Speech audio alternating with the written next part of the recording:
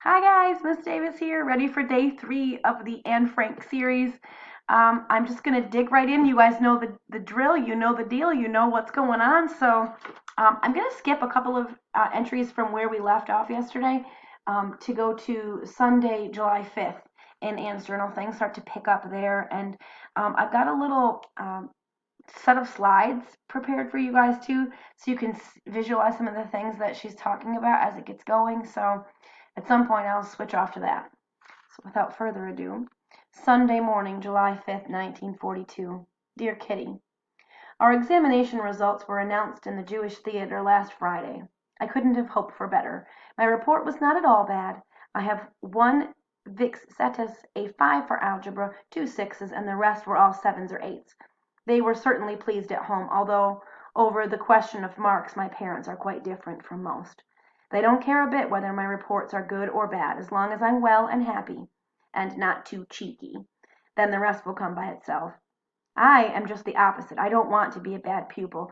I really should have stayed in the seventh form in the Montessori school, but was accepted for Jewish secondary. When all the Jewish children had to go to Jewish schools, the headmaster took Lise and me conditionally, after a bit of persuasion. He relied on us to do our best, and I don't want to let him down. My sister Margot has her report too, brilliant as usual. She would move up with cum laude if that existed at school. She's so brainy. Daddy has been at home a lot lately, as there's nothing for him to do at business. It must be rotten to feel so superfluous. Mr. Kufius has taken over the Travies and Mr. Kaler the firm Colin and Company. When we walked across our little square together a few days ago, Daddy began to talk to us of going into hiding. I asked him why on earth he was beginning to talk of that already. Yes, Anne, he said, you know that we have been taking food, clothes, furniture to other people for more than a year now. We don't want our belongings to be seized by the Germans, but we certainly don't want to fall into their clutches ourselves. So we shall disappear of our own accord and not wait until they come and fetch us. But, Daddy, when would it be? He spoke so seriously that I grew very anxious. Don't you worry about it. We shall arrange everything. Make the most of your carefree young life while you can. That was all. Oh, may the fulfillment of these somber words remain far distant yet. Yours, Anne. So this is where the ideas of the Nazi occupation really start to pick up and gain some steam. So I'm going to switch to the slide section while I move on to the next journal entry. Hopefully I can make this work. Here's a picture. Oh, sorry, Anne and her journal. Um, and so Wednesday, July 8th, 1942. Dear Kitty, years seem to have passed between Sunday and now. So much has happened. It's just as if the whole world had turned upside down. But I'm alive, Kitty, and that is the main thing, Daddy says. Yes, I'm alive indeed, but don't ask where or how. You wouldn't understand a word. So I will begin by telling you what happened on Sunday afternoon. At 3 o'clock, Harry had just gone, but was coming back later. Someone rang the front doorbell. I was lying lazily reading a book on the veranda in the sunshine, so I didn't hear it.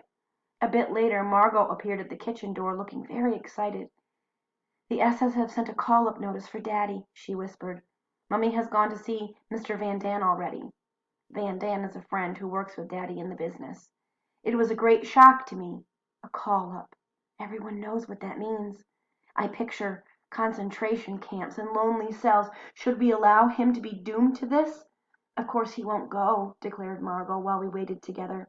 Mummy has gone to the Van Daans to discuss whether we should move into our hiding place tomorrow. The Van Daans are going with us, so we shall be 7 in all. Silence. We couldn't talk any more, thinking about Daddy, who, little knowing what was going on, was visiting some old people in the Huis des Invalides. Waiting for Mummy, the heat and the suspense all made us very overawed and silent. Suddenly the bell rang again. That's Harry, I said. Don't open the door. Margot held me back, but it was not necessary, as we heard Mummy and Mr. Van Daan downstairs talking to Harry. Then they came in and closed the door behind them. Each time the bell went, Margot or I had to creep softly down to see if it was Daddy, not opening the door to anyone else. Margot and I were sent out of the room. Van Daan wanted to talk to Mummy alone. When we were alone together in our bedroom, Margot told me that the call up was not for Daddy, but for her. I was more frightened than ever and began to cry. Margot is 16. Would they really take girls of that age away, alone? But thank goodness she won't go. Mummy said so herself. That must be what Daddy meant when he talked about us going into hiding. Into hiding? Where would we go? In a town or the country? In a house or a cottage? When? How? Where? These were questions I was not allowed to ask, but I couldn't get them out of my mind. Margot and I began to pack some of our most vital belongings into a school satchel. The first thing I put in was this diary. Then hair curlers, handkerchiefs, school books, a comb, old letters. I put in the craziest things with the idea that we were going into hiding. But I'm not sorry. Memories mean more to me than dresses. At 5 o'clock, Daddy finally arrived, and we phoned Mr. Kufius to ask if he could come around in the evening. Van Dan went and fetched Meep. Meep has been in the business with Daddy since 1933 and has become a close friend. Likewise, her brand new husband, Hank. Meep came and took some of the shoes, dresses, coats, underwear, and stockings away in her bag, promising to return in the evening. Then silence fell on the house. Not one of us felt like eating anything. It was still hot, and everything was very strange. We let our upstairs room to a certain Mr. Goudsmit, a divorced man in his 30s who appeared to have nothing to do with this particular evening. We simply could not get rid of him without being rude. He hung about until 10 o'clock. At 11 o'clock, Meep and Hank Van Santen arrived.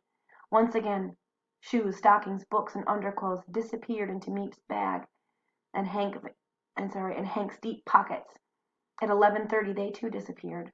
I was dog-tired, and although I knew that it would be my last night in my own bed, I fell asleep immediately and didn't wake up until Mummy called me at 5:30 the next morning. Luckily, it was not so hot as Sunday. Warm rain fell steadily all day. We put on heaps of clothes as if we were going to the North Pole, the sole reason being to take clothes with us. No Jew in our situation would have dreamed of going out with a suitcase full of clothing. I had on 2 vests, 3 pairs of pants, a dress, on top of that a skirt, jacket, summer coat, 2 pairs of stockings, lace-up shoes, woolly cap, scarf, and still more. I was nearly stifled before we started, but no one inquired about that. Margot filled her satchel with school books, fetched her bicycle, and rode off behind Meep into the unknown as far as I was concerned. You see, I still didn't know where our secret place was to be.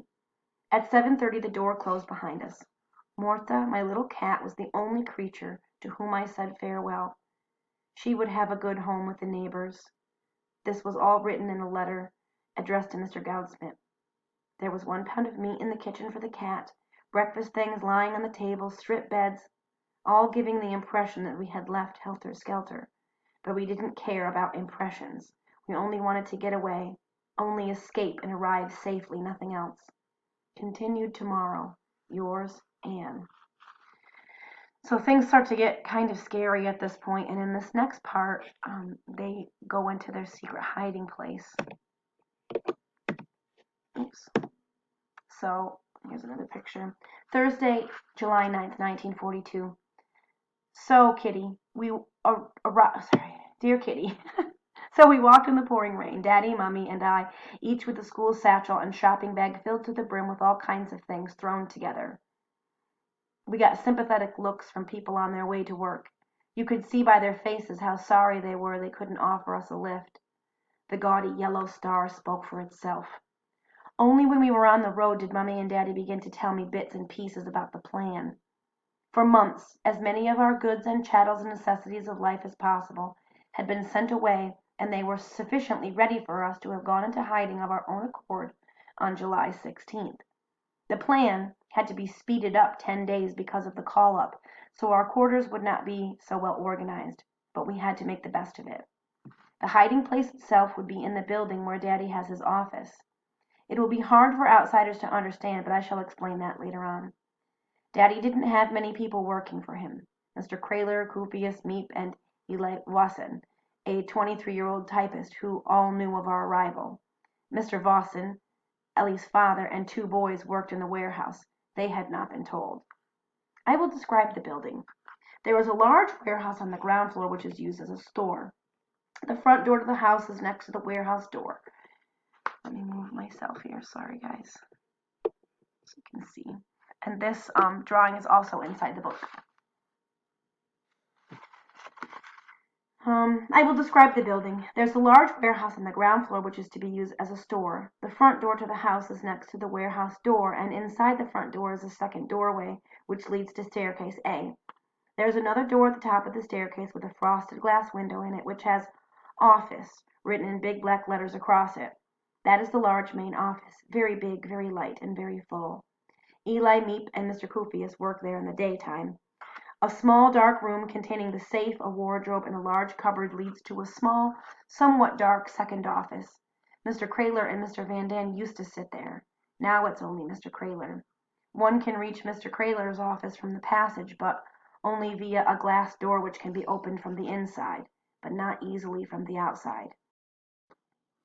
For Mr. Kraler's office, a long passage goes past the coal store, up 4 steps, and leads to the showroom of the whole building. The private office. Dark, dignified furniture, linoleum and carpets on the floor, radio, smart lamp, everything first class. Next door there's a roomy kitchen with a hot water faucet and a gas stove. Next door the WC. That's the first floor. Just gonna move myself here real quick, guys. There we go.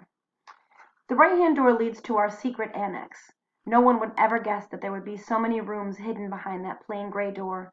There's a little step in front of the door, and then you're inside. There's a steep staircase immediately opposite the entrance.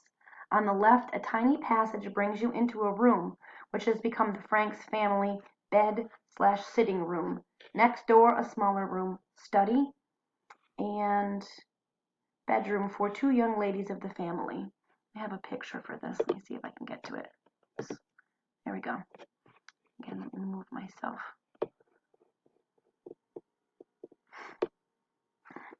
On the right, a little room with windows containing the wash basin and a small WC compartment.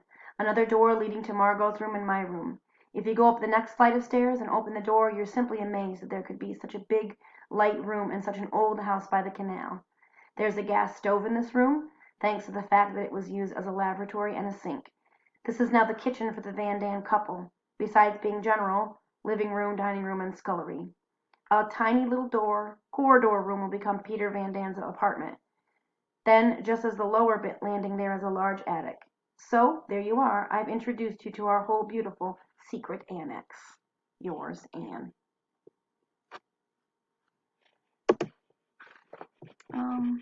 So this is the end of that journal entry. So they've moved into the secret annex at this point, and I just wanted you to have some visuals of what was going on. Actually, the Anne Frank house still stands to this day, and there's an Anne Frank museum in Amsterdam, in the Netherlands. So let me move myself right there. And you can see this is the Anne Frank house right here that we showed on the first slide. A statue of Anne outside, and inside some of the exhibits. I really liked this picture of Anne at different stages. And so here's what I'm thinking about. When we first started reading the journal, she started the journal on Sunday, June 14th. And now it is Thursday, July 9th, 1942. It has been not even a month yet, and this whole little girl's world is completely upside down. She even uses those terms, completely upside down. And I was thinking about how unfair that all is, and how much, I don't know if I would be able to hold up under all of that. And it's really got me to thinking about, our current state and how upside down everything has gotten so very quickly. So that's what I'm really thinking about at this stage. And could I pack my whole life into a bag and put all my clothes on my back and go to a place I didn't even know? She seems to handle it with such grace and poise that it really impresses me. So that's what I've been thinking about Anne Frank today. Hopefully you got some thoughts too, and just like usual, I'll post work in the Microsoft Teams or in the comments section if you're not a student in my class and you still want to engage. It's been nice spending this time with you, and I'll see you again tomorrow.